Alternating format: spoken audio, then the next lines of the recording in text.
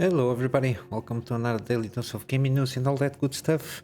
And let's get started. I got some articles here, mainly from Tom Artsware, where they go about the best CPU gaming for in 2023. It's a very interesting article. I kind of agree with almost everything they put it here, especially here for gaming. For especially I think the alternative is in terms of performance is better, but it's mainly because of the price itself. They are still a little bit low, high on the 7600. It's a little bit higher, but it's overall it's a very good kind of by tier.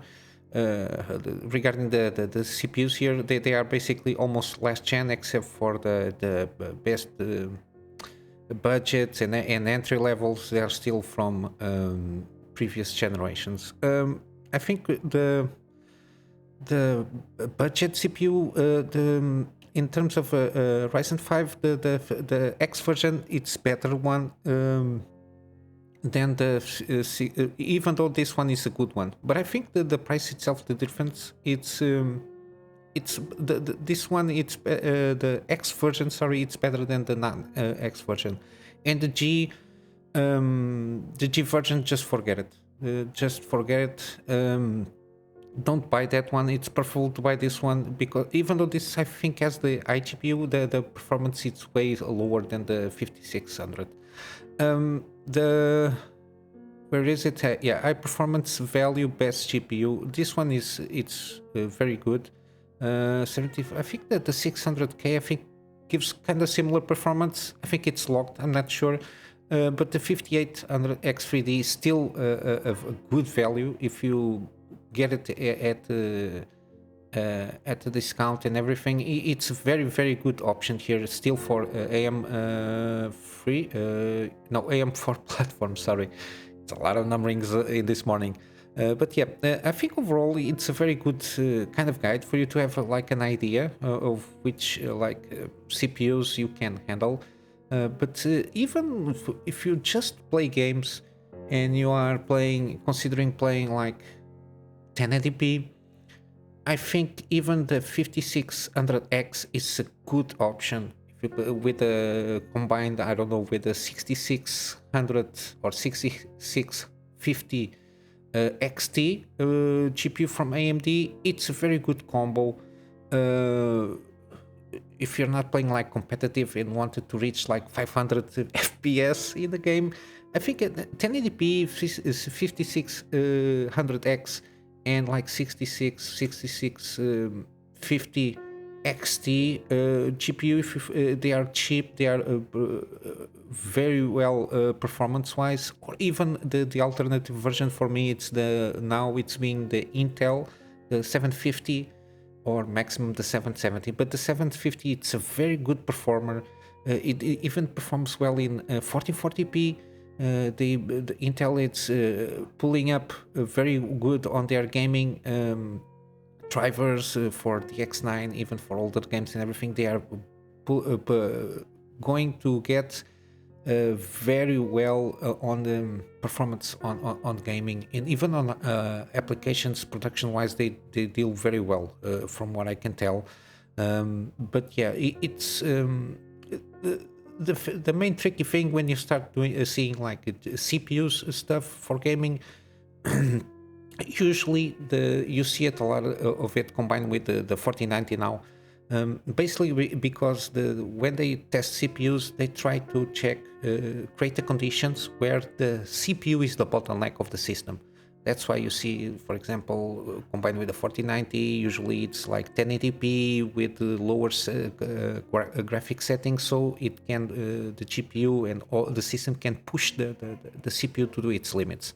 That's why you see a lot of hundreds of FPS in all of these cases here, and you see that seems that the CPU, it's the weaker part, but it's trying to create conditions to make the CPU the bottleneck. That's why you see this kind of tests here. But for normal conditions, I think if you are a 1080p gamer, it's more than enough. The 5600X with a 66 maximum 6700. You can try to then put it on a 1440p. 77 Intel, it's good for 1440p. Then only in 4K that NVIDIA enters the conversation, because NVIDIA is their prices. A lot of the 30 series, they're never been at MSRP, which is insane to think about it. After 3 years, in some of the 30 series cards, they are still above MSRP, which is it's unheard of. Even with all the mining thing, even with the lockdown thing, the supply chain thing, issues, everything, it's insane. It's unheard of. Even after they launched the GPUs that they launched now, it's unheard of, these kind of conditions. And I think you are better served at 1080p, 1440p to get or consider the Intel or even AMD GPUs. I think it's the better option here. But yeah, in other news, I think we are starting to see the new bundles that AMD is starting to launch. They had like a previous bundle when they're still appearing at Amazon, from what I understood. This is not my market, so I'm not so in deep on the details here, but Tom's Hardware is starting to notice that some updated, especially on Newegg and Newegg, basically the new ones, because you are still seeing a lot of them Amazon bundles from the previous bundle they were giving. But yeah, I will leave the article here with a lot of the bundles they figured out to discover here. You get some good savings here. Mainly, I think you can stay up with the 7600X, which is an excellent CPU in this case, for if you are more focused on gaming. In terms of production, the 7900X, it's the cheaper and can deliver good performance on the production wise. But yeah, even if you are trying to think you're going to save a lot on for example, on the X670 motherboards, the 650, it's pretty good enough. 32 gigabytes is more than well enough. So keep your eye on this. I think these bundles should be better for you. In other news from AMD, I think they are going to start launch a bundle with for the GPUs. This is specific for GPUs for The Last of Us Part 1, the PC port, with the 7000 and the 6000 GPUs. It's not official from AMD, but this is kind of a leak. But it has official marketing thing here. And basically all the GPUs, even the 6400, is available for this bundle when you buy the GPU. So pay attention. When it started rolling out, for sure we'll let you know. But very soon, because the game launches end of this month.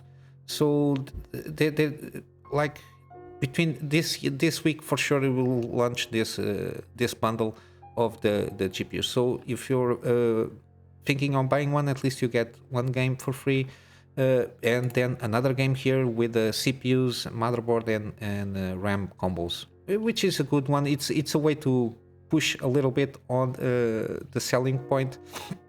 But yeah, regarding hardware, this is it for today. We got some gaming news from Hulong. It launched like a few days ago. There is like new improvements. I'm not sure. This is from a mod that you can tweak a little bit on the reshade stuff.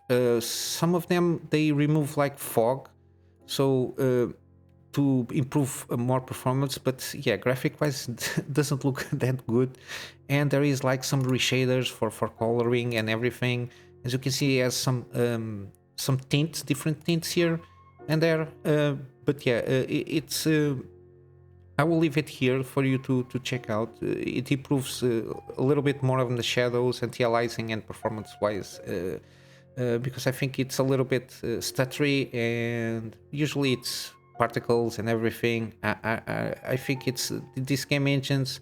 They are trying to put RTX there, and then I don't know, the shader compiling stuff. It's been all over the place. since last year. I don't know what these guys are doing here. It's old engines with trying to imbue new technology. It's not working very well. I saw this one, Paradox Interactive, the same guys from this one's from Shadowfall series of games, the RPG ones, Shadowrun, sorry, yeah, Shadowrun, the and BattleTech. I then got curious and saw this some games from. This is from a tabletop game, I think, like an adaptation they managed to do in gaming wise, and this game seems a little bit similar to the ones coming out like the Miasma Chronicles, and also from the same guys that did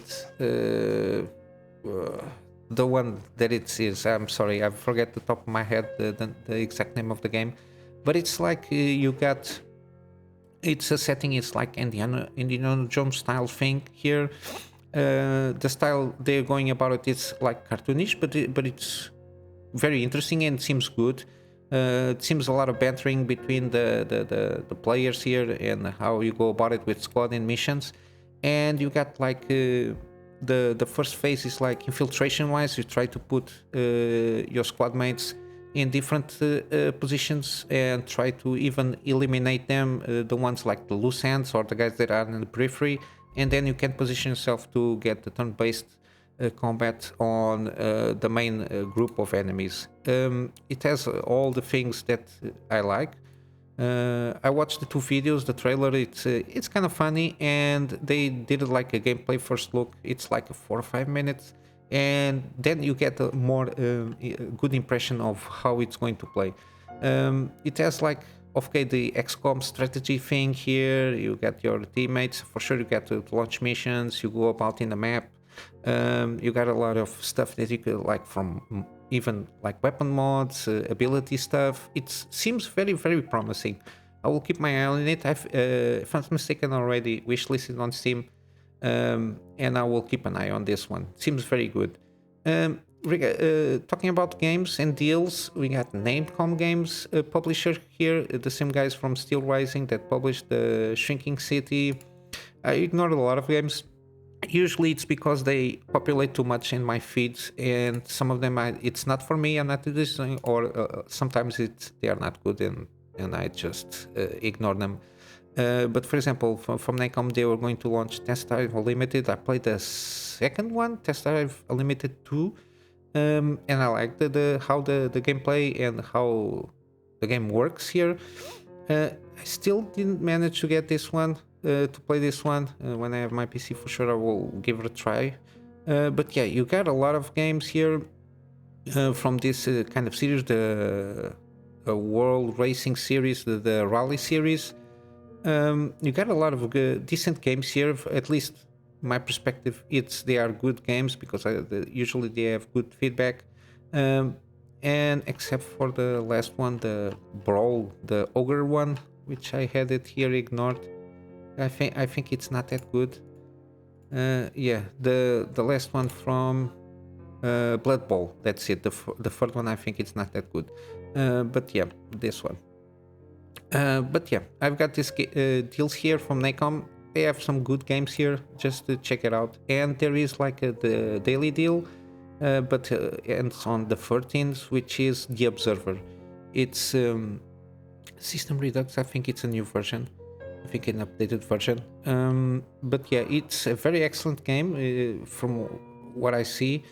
It's like a kind of investigation. You are like a cyber detective or something like that, where you have to go to some place, and then some lockdown happened, and then you have to try to solve the issue there, and then you start. I think you are looking for your son that disappeared, something like that, like a mystery, a personal thing, and then everything starts to happen, and then you have to solve a lot of issues, and it involves a lot of like AI and how the issues with the AI. It seems very good, and it's got a little bit of hacking and everything. And yesterday, to finish up here, there is some teasing. This one from Resident Evil 4 Remake. I made a post on my channel and tweeted about it. There is like a teasing. It's like some puzzles and like debriefing and backstory for the Resident Evil 4 remake, so you can catch up and have a little tease before the game comes out. I will leave the link on the description also. It seems interesting. I still didn't mess with it.